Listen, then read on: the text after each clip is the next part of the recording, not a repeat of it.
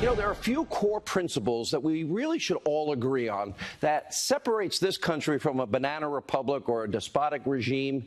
Let's see, free and fair elections, separation of powers, our great Constitution, the best ever given man, and an impartial system of justice that deems that every person is innocent until they are proven guilty. Sadly, tonight, we have many people in this country on the left. They're putting politics above what is a core foundational principle. Now, by now, you probably know the story. Judge Brett Kavanaugh is facing 1 decade-old sexual misconduct allegation. 36 years ago, Northern California psychology professor, Professor Christine Ford. Now, though the alleged incident occurred when they were both in high school in 1982, Ford made these accusations only recently, given few concrete details and naming one witness. Now, both the alleged witness and Kavanaugh categorically have now denied the charge. Law enforcement, they're not investigating the decades-old charge. And meanwhile, Judge Kavanaugh, his accuser, Professor Ford, have all been invited to appear rightly before Congress on Monday. This is a very important, serious allegation. Both sides should be given a serious opportunity to speak and be heard. Kavanaugh quickly agreed to testify under oath. Professor Ford, well, even though our lawyer said she would appear in the beginning, well, now that she's been given an invitation, numerous invitations, she has not accepted the invitation. And we just have a letter sent by her lawyer to Senator Grassley of the Senate Judiciary Committee. She's now calling on the FBI to first investigate her charges as a, quote, first step. Now, of course, to get a full picture, we should also hear from others. This is 36 years ago. People that have known Kavanaugh throughout these many years, former high school students, former high school girlfriends, college girlfriends, they've all been outspoken about what they say is impeccable character, that he has always been a gentleman. 65 women, impressively, have signed a letter supporting the judge. His former female colleagues in the Bush White House, they too have spoken out in his behalf. And mothers of the girl he coaches in basketball, fellow college and law school students, clerks of his, and others that have worked and known him over the last 36 years, all speak well of his character. Now, tonight I can report that none of this seems to interest the Democratic Party. Clearly, they are not interested in hearing the full truth. Clearly, they just want to delay. Sadly, they want to disrupt and just block the Kavanaugh nomination. And even if that means giving up the presumption of innocence, they want to impugn his character, no due process, no trial, nothing. You don't believe me? We've got the tape. Take a look. This woman is to be believed, and you can believe Dr. Ford. This was attempted rape, and this is a woman who exhibits, Dr. Ford, courage, but the classic signs of post-traumatic stress. I believe her. Listen, first of all, anybody who comes forward at this point to be prepared to testify in the United States Senate against someone who's being nominated to one of the most powerful positions in the United States government, that takes an extraordinary amount of courage. Not only do women like Dr. Ford, who bravely comes forward, need to be heard, but they need to be believed. They need to be believed. Let me just say right at the outset, I believe Dr. Ford. I believe the survivor here. There's every reason to believe her. She has come forward courageously and bravely. It's another rush to judgment. No presumption of innocence. Mainstream media always carrying the water for the Democratic Party. Well, they are towing the party line, as per usual. Let's take a look.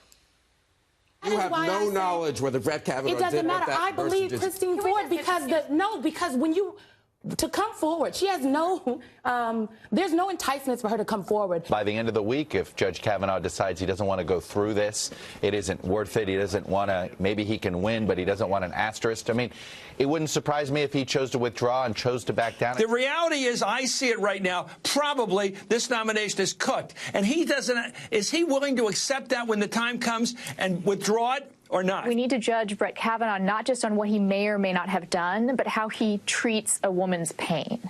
And that is something I'm going to be paying attention to on Monday. How does he respond to what is happening, whether or not he agrees that this happened with her? Does he take her pain seriously? When you look at all of this, what do you see? Selective moral outrage. It's important to remember some key details. First, Senator Feinstein and her fellow Democrats, they had this allegation for several months. Professor Ford issued a letter to lawmakers back in July. Now, Feinstein, when she met with Kavanaugh privately for long periods of time, she never asked during any of these private, lengthy meetings anything about this. And by the way, she didn't ask Kavanaugh about the charge during the public hearings that we all watched, the circuits that we watched. She didn't inform any of her Republican colleagues about the charge until the 11th hour, when a confirmation vote was set. And now she even admitted today she can't say everything being alleged is truthful. A quick moment of truth, but she was excoriated immediately thereafter. Watch this. I think it's really too bad that no one called her or called her lawyer. My understanding is she got emails. And this is a woman, and I really believe, who's been profoundly impacted by this. Now, I can't say everything's truthful. I don't know. Right. But I do know that they had to contact her lawyers. Well, they did. We checked in with Senator Grassley's office. She has now been invited numerous times to appear before the committee before sending this letter tonight. Now, Feinstein, after being excoriated by the base of her party, she tried to walk back those comments, saying, oh, she believes Professor Ford is credible. But this is the opposite of what we believe in this country, the presumption of innocence, due diligence. And frankly, what you're seeing and what you're observing and what you're watching is dirty political tricks at its worst. We should listen to all sides. And then I trust the American people will come to the truth. I trust senators will make the right decision. Earlier today, the president, he weighed in on these political tactics. Here's what he said. He's an incredible individual, great intellect, great judge. Impeccable history in every way, I feel so badly for him that he's going through this, to be honest with you. I feel so badly for him. This is not a man that deserves this. This should have been brought to the fore. It should have been brought up long ago. And that's what you have hearings for. You don't wait till the hearing is over and then all of a sudden bring it up. I feel that the Republicans, and I can speak for myself, we should go through a process because there shouldn't even be a little doubt. There shouldn't be a doubt. Again, they knew what they were doing. They should have done this a long time ago, 3 months ago, not now. But they did it now. So I don't want to play into their hands. The president's right on every point he makes, and brings us to the second key detail you need to remember. Any of the outrage that you're seeing from Democrats over sexual misconduct, nobody else in the media will report this. This is what I mean by selective moral outrage. There was no outrage over Senator Ted Chappaquiddick Kennedy. He was the lion of the Senate. Remember, he impugned the character of Judge Robert Bork. We aired it last night. He successfully blocked Bork's Supreme Court nomination by slandering and smearing him. But this is a guy right there, Ted Kennedy, in 1969. He drove his car off a bridge into shallow water. He left the scene of the crime, and his young female passenger, not his wife, died in a submerged car. He went home to sleep that night. He never called the authorities until the following day. He told nobody. That woman, she has a name, Mary Jo Kopechne, could have been saved. Senator Kennedy was revered by Democrats as a hero. There was no Democratic outrage over. Look at even Bill Clinton, for example. He was beloved by many of the people still in the Senate today, despite, of course, his long track record of known sexual misconduct. Monica Lewinsky, Paula Jones, Kathleen Willey, Juanita Broderick, who accused him of rape. I interviewed her. I interviewed all those women. And that's when he was the Attorney General of Arkansas. Still, Senator Feinstein, Schumer, Dick Durbin, so many other Democrats enthusiastically supported Clinton, even voted against his impeachment. And then there's current U.S. Democratic Senator Sherrod Brown. His ex-wife accused him of domestic abuse a few years after what they're claiming Judge Kavanaugh did, and even filed a restraining order against him. There's a new Political ad just out today. Look for yourself. Now, Senator Sherrod Brown is facing his own Me Too movement from his past. These court records show sworn evidence that Brown's ex-wife accused him of abusing her. She said Brown assaulted her. A judge had to issue a restraining order. Later, she said Brown violated the court order, pushing, shoving, and bullying her. Brown claims it's a family matter, but his ex-wife, like other victims, has a right to be believed. This senator had to resign when evidence emerged he mistreated women. Why is Senator Brown different? Now, while Senator Brown and his ex-wife now get along and she supports him politically, Well, the record speaks for itself. That's the record. And still, Feinstein is apparently unconcerned over those charges. We reached out to her office today for comments. Crickets. And there's also DNC Deputy Chairman. This is now currently happening. Keith Ellison. He's running to be Minnesota's next Attorney General. Ellison's ex-girlfriend recently accused him of serious physical and emotional abuse. Ellison went on to win his party's nomination for Minnesota Attorney General. Yesterday, she tweeted the DNC refused to believe her accusations and that they smeared, threatened, and isolated her. We reached out to the DNC. We reached out to Ellison. We still have yet to get a comment. This is the very same party that is now trying to block Kavanaugh's confirmation over decades-old misconduct charges from 1982. People on the record, I believe her. Do you believe Keith Ellison's girlfriend? Did you believe Kathleen Willey and Juanita Broderick? This is the same party of Harvey Weinstein and Anthony Weiner and Elliot Spitzer, and I can go on. As I've said before, the charges are serious, and we need to hear from Kavanaugh's accuser, Professor Ford.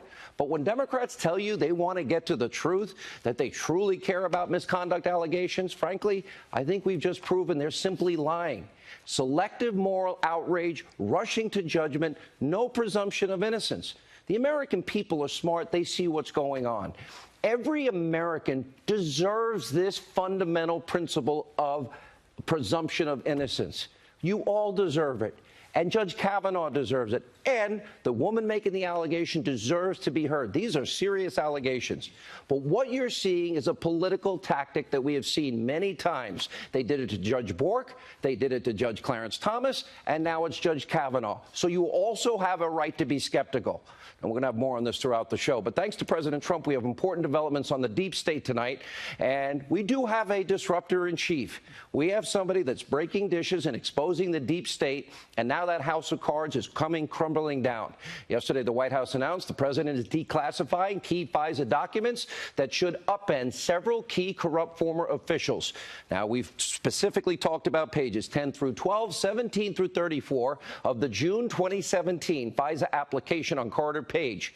All FBI reports of Russian-related interviews with Bruce Orr, all FBI reports of interviews prepared in connection with Carter Page and FISA applications.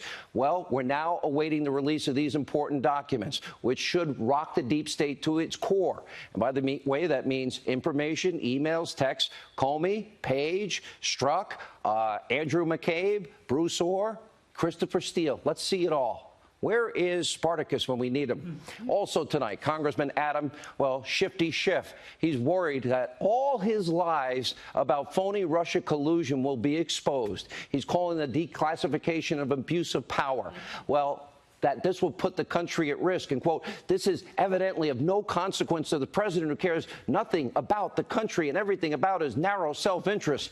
No, you're going to be exposed as a big, huge liar. We've got all your interviews, all 200,000 of them. And meanwhile, former CIA Director Brennan, also freaking out tonight, feeling the heat, actually called on government bureaucrats to defy the president's orders. Obviously, he doesn't want a constitution. But we kind of knew that before, didn't we? Take a look. I think Christopher Wray, Director of FBI, and Dan Coats, Director of National Intelligence, as well as Rod Rosenstein, who is overseeing this investigation, should push back against any directive that is going to have negative impact on our capabilities, as well as the investigation. So I think they should continue to push. If Mr. Trump and the White House does not relent, well, then I think they have some decisions to make, whether or not they're going to just not follow that direction and be fired, or to resign. But if they really believe that this is going to have serious impact on our national security, law enforcement, and judicial process, they have an obligation, since they took an oath of office to the Constitution of the United States, not to Mr. Trump, to uphold their responsibilities and their agency and department's authorities. With all due respect, we don't need lectures on the Constitution from him. And by the way, he's feeling safe and sound, bashing the president from his cozy little job on Conspiracy TV, Hate Trump MSNBC. Other officials, including him, may be very worried tonight, specifically anybody that signed off on those FISA applications against Carter Page, Jim Comey, Sally Yates, Rod Rosenstein, Andrew McCabe, and the rest of them. And by the way, McCabe, despite getting fired, and there is currently a grand jury convened at this moment about him from the FBI, away, waiting the results of this criminal investigation? Oh, he's going to cash in on his anti-Trump hatred. He has a brand new book deal, and he'll need the money because when the FISA documents are officially released, we should come full circle on his abuse of power as well as others. And, of course, without Donald Trump's win in 2016, we would know nothing. Zero about the widespread bureaucratic abuse of power. It's taken us almost 2 years to unpeel every layer of this onion and the swamp and the sewer. A lot of work yet to be done.